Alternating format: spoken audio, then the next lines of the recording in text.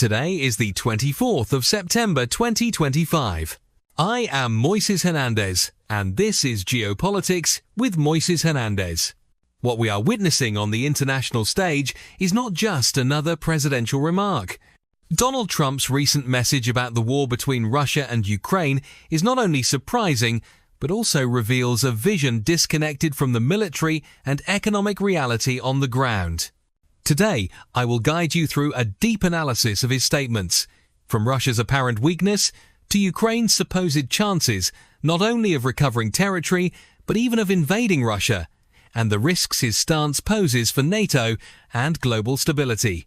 President Trump published a message on Truth Social that has shaken the world, especially the actors directly involved in the war between Russia and Ukraine, as well as those closely following negotiations for a potential peace agreement. This announcement, coming just hours after his speech at the UN General Assembly where he addressed the conflict, has been a genuine information bomb.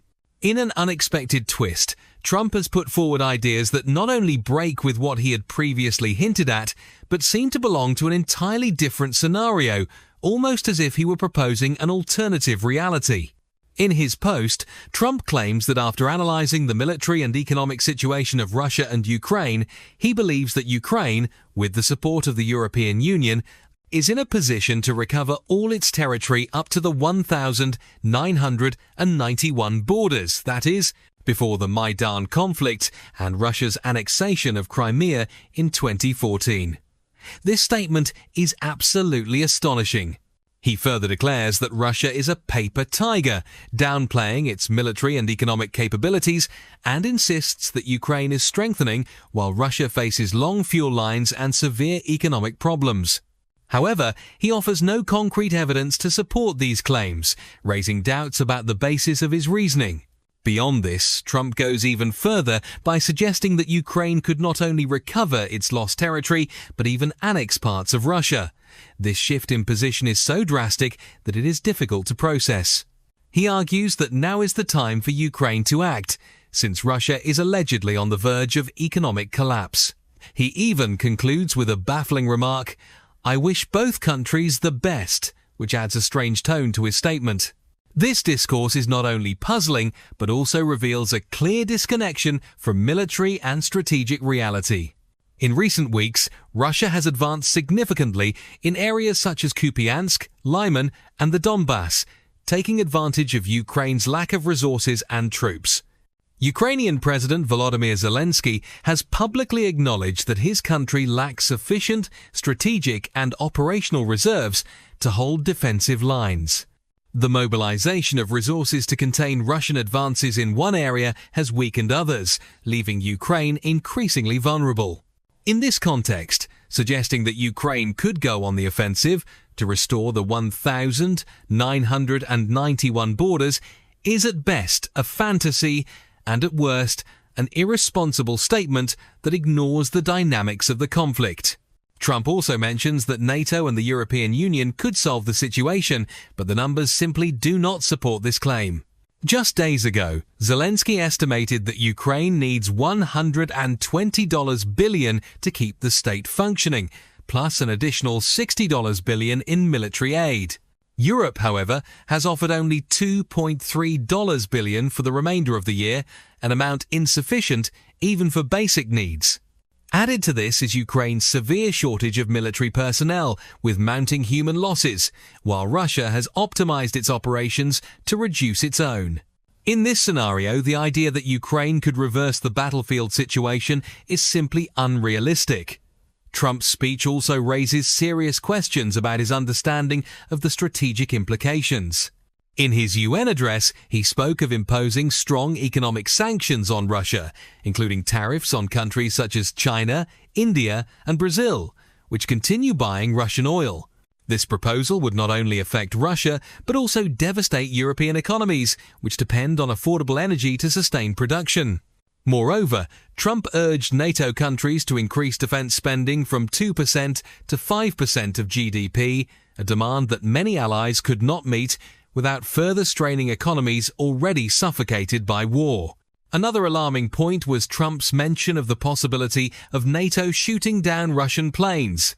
In a Q&A session, when asked whether the US would support NATO allies in a direct conflict with Russia, he answered ambiguously, "It depends on the circumstances. This is extremely dangerous, as any direct NATO or US sustained military action against Russia, such as shooting down a plane, would be considered an act of war.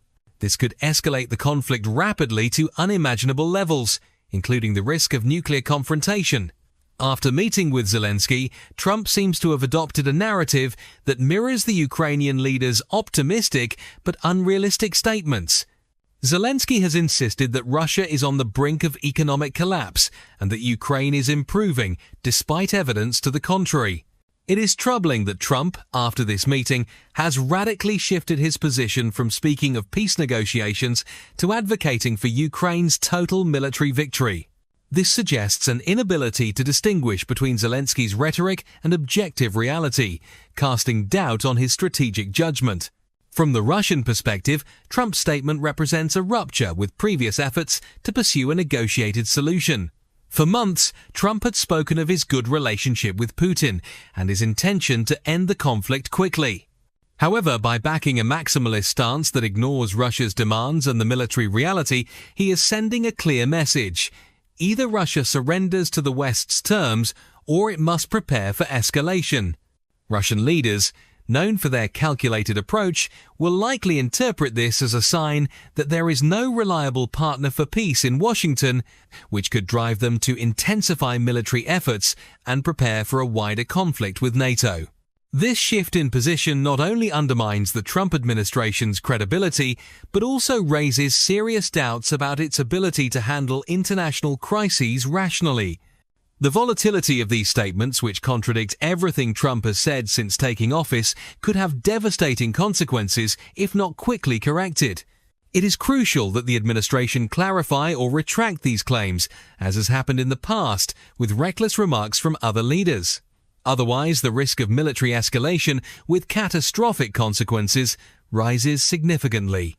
In any case, the situation in Ukraine will not be resolved with optimistic speeches or social media posts.